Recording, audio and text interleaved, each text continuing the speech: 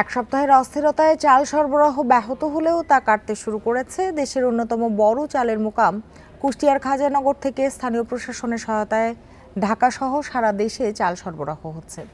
কেবল মঙ্গলবার প্রায় 150 ট্রাক চাল বিভিন্ন বাজারে সরবরাহ হয়। এখন জন্ম সনদ দিয়ে খোলো বিকাশ স্টুডেন্ট অ্যাকাউন্ট।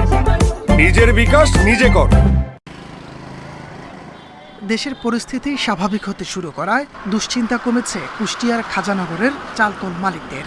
গেল এক সপ্তাহের অস্থিরতায় চাল সরবরাহ ব্যাহত হয়, তবে স্থানীয় প্রশাসনের সহযোগিতায় মঙ্গলবার ঢাকা সহ দেশের কয়েকটি জেলায় 150 ট্রাক চাল পাঠানো হয়।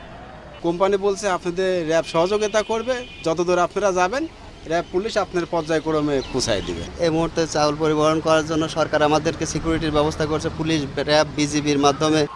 চালকল মালিকদের আশা, অচিরেই সরবরাহ ব্যবস্থা পুরোপুরি স্বাভাবিক হবে, স্থিতিশীল হবে চালের বাজার।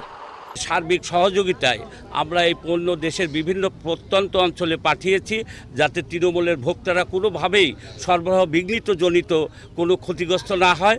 আমরা যান এবং মালের ঝুঁকি নিয়ে আমরা ভোক্তার কাছে যেন ভোক্তা খাদ্য দ্রুত পায়, সেজন্য আমরা চেষ্টা করে যাচ্ছি।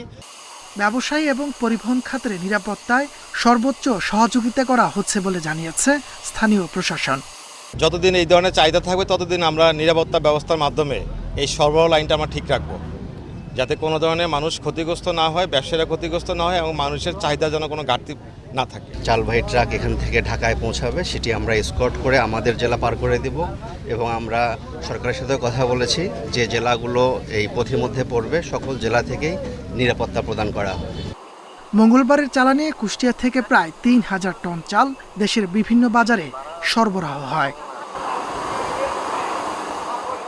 Independent news.